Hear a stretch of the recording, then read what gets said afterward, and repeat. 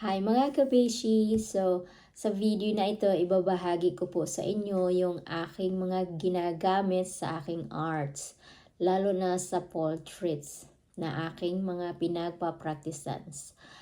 Una kong ginawa muna ay syempre nag-practice muna ako at ang ginamit ko ay mga simpleng materials lang, katulad niya ng pencils, namunggol na pencils.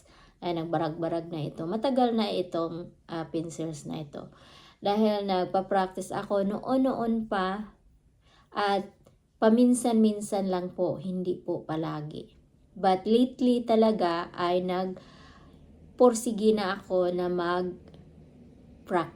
Kaya naka almost 3 months na akong nag-practice. Ngayon, ibahagi ko sa inyo yung aking mga ginagamit dahil medyo nag-improve na rin naman ang aking skills. So, meron na akong mga gamit na talagang pang portraits na talaga. Siyempre mga kabis, ang mga binibili ko muna ay yung mga papel. Babahagi ko sa inyo ito. So, itong papel na ito ay ito yung charcoal paper. Ang size nito ay 12 by 8 ang size na ito. At dahil nag-tracing din ako, nagpa-practice din ako ng tracing, ay bumili rin ako ng carbon. Ang size ng carbon na ito ay 11 and a half at 9. So, yan po ang aking binili. At syempre mga kabes, kailangan natin ng reference. Kung hindi pa naman kayo nagko-commission at wala pa kayong reference, gagamitin nyo yung reference ng mga pictures ng family nyo, at pwede ninyong i-print. Katulad nito, piniprint ako yung aking sariling picture para medyo malaki tingnan at makikita kapag nagagawa. So, kung tracing talaga siya ang gamit mo, ay ito ay para to sa ibabaw. Diyan. Ganyan natin. At ganyan natin. Tapos, lagyan natin ng tape kada corner para hindi mag-move yung papel. Kasi kapag nag-move ito ng kahit konti lang, ay madi-distract na yung form ng iyong reference dun sa papel na imong tracingan. Kaya kailangan talaga hindi mag-move yung papel. So, yun po yung sa tracing na gagawin. At pwede kang gumamit ng kahit anong pencils dito sa pagtitracing o kaya yung pen na walang tinta or kahit may tinta. So, yun po ang aking ibahagi sa inyo sa pagtitracing. So, sa naman po sa grid line methods din po, ay pwede rin kayong, meron pong mga app na nakalagay doon na grid drawing at grid method. Pwede niyong i-download at ilalagay nyo doon ang inyong mga reference pictures doon at lalagyan siya ng mga lines. Kasi ang mga lines method po ay doon din po maganda ang iyong magagawa na reference sa pagpo-portraits at mas mabilis po. Dahil hindi mo nakaisipin kung saan mo ilalagay banda ang iyong reference at sa diretso-diretso po yun. Dahil nakikita nyo kung saan na banda ang inyong mga gagawin. So, katulad nito, ibabahagi ko sa inyo ito. Meron akong tracing method dito na may nakalagay na linya. Ayan. Ito po ang mga lines na sinasabi ko. Ayan. May lines na po. So, pwede na kayong mag-trace start kung saan ang linya na yan na nakalagay. Yan po. At sa actual portraits naman na wala kayong sinusundan na lines, at titingnan nyo lang yung reference ng mabuti kung saan ninyo ilalagay. Katulad nito. Ito po yung aking skits na malaki. So kung gusto nyo ng malaking paper, bumili kayo ng mas malaking paper na charcoal paper o kaya kahit anong gusto nyo kung nagpa-practice pa kayo. Kasi sayang ang papel kapag magdiretso kayo maggawa doon sa papel talaga na charcoal. So mag-practice muna bago tayo pupunta doon sa magagandang mga papel. So yan po yung aking unang ibahagi sa inyo, mga kabesh. At syempre, ibahagi ko rin po sa inyo yung mga ginagamit ko. Bumili po ako ng mga pencils.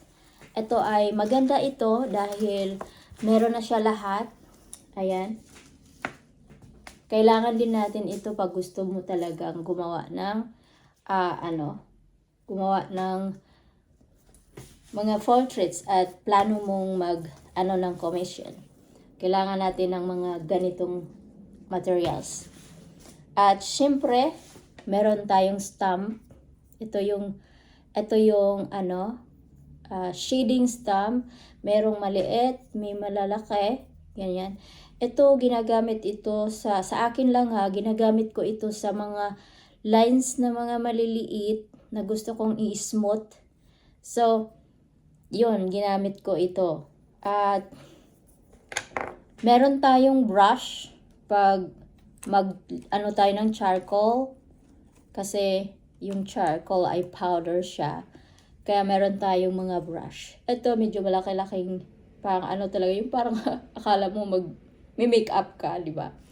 So meron tayong small at meron din tayong another small, at yun ang sa gilid, sa mga mata, sa kilay, kung gusto mo, ganon. Siyempre yung powder natin na charcoal, nabibili po ito sa online, mga kabesh. At kahit sa mga store, meron din sa mga store. Marami na po ito, matagal po ito mauubos. Ayan. At syempre mga kabeshi, meron tayong eraser. Ito ang sticky eraser. Ayan, meron yan dito pag nagbili ng meron na yan dito. Oh. Meron na yan dito sa bahagi. Itong na to, meron na siya lahat, mga kabesh. At actual eraser, ito yung eraser na nagbubura ng mga sa pencils. At ito, maganda rin ito sa mga charcoal kasi highlighter siya. Ganon. But mga kabesh, an advice ko sa charcoal, mga kabesh, ay mag-ingat tayo sa paglagay na sobrang madarker tas gusto mo siyang burahin dahil napakahirap po niyang burahin, mga kabesh. So yun lang po, kasi yun ang experience ko nung una kong naglagay. At pwede mo naman siyang lagyan lahat yung reference, but kung hindi ka pa master noon, syempre kailangan mo na ng very light kasi hindi siya talaga nabubura ng madalian. Kaya kailangan yung reference mo, pormahin mo muna ng maigi bago ka maglagay para hindi ka na magbura-bura pa. Yan. At kung gusto mo talaga na may mga kulay, ang iyong mukha, sa skin, ganon. So, meron tayong 3 klase dito na pencils, coloring pencils. So, ito yung pastels, na coloring pastels. At ito naman ay charcoal coloring pencils. At ito naman ay regular na coloring pencils. Ito. So, itong mga pencils na to, mga kabesh, ay mahirap din ito boburahin kapag nailagay mo na. Kaya kailangan siya ng medyo pag-iingat sa pagpo-post ng pag-shading, lalo na pag lighting ang imong gusto. Kasi masyado siyang maano pag naaano mo nadiinan mo ng konti, mahirap po siyang buburahin. At syempre mga kabesh, kapag nag-shade na kayo at gusto mo ng smooth talaga yung iyong paggawa, kumuha kayo ng tissue mga kabeshi, ganyan. O, maliit lang itong tissue. Yung tissue na ito mga kabeshi, malaking tulong po ito sa inyong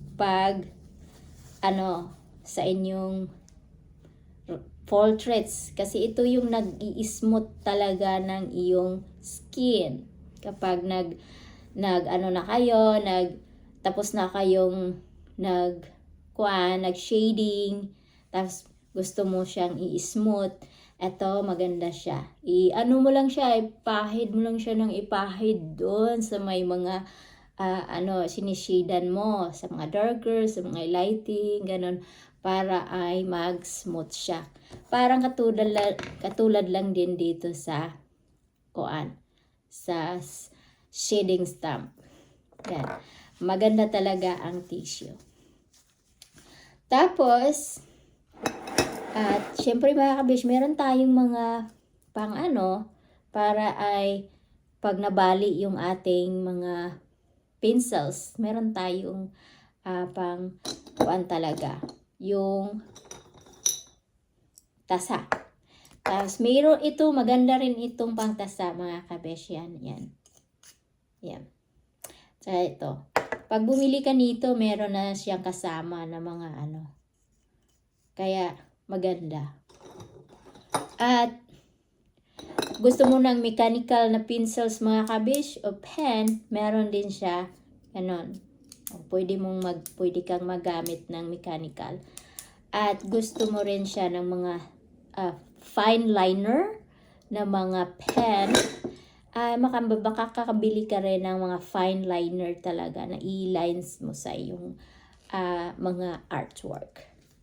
At syempre mga kabis, ang highlighter natin na ito yun. Ito yung white, ito yung may golden, meron din siyang gray. Ayan. So, bumili rin tayo niyan kasi maganda yan kapag maglagay tayo ng highlighter sa ating mga ngipin, sa ating mga highlighters na mga lips. So, maganda po siya talaga sa mata, kapag yung ating mga eyeball, yung mga highlight niya, maganda po sa yan, pag meron kang ganon. So,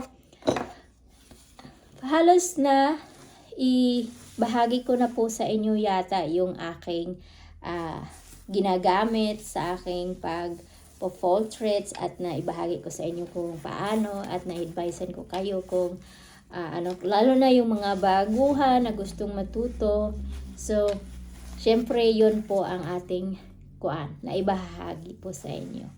So, basta tandaan, pag bagong-bago ka pa lang talagang pa-practice at hindi mo pa alam paano, ay gagamit muna tayo ng mga mumurahing gamit. Katulad yan ng mga bratura kayo pamilhin, yung mga bond paper, bratura man na siya, ganon. As mga pencils na mga bratuhon, kaya nakakaporma din yan, tsaka yan sa kamay mo, kumbaga parang ini-exercise, ini-stretch yung kamay mo at dinidevelop yung skills mo doon. So, yun. At syempre, pag medyo hustler na ka, pwede na ka maggamit ng medyo na talaga na mga gamit. So, ayun po ang aking ma-advise. Salamat po sa inyo at pa-follow naman or pa-subscribe. Salamat po.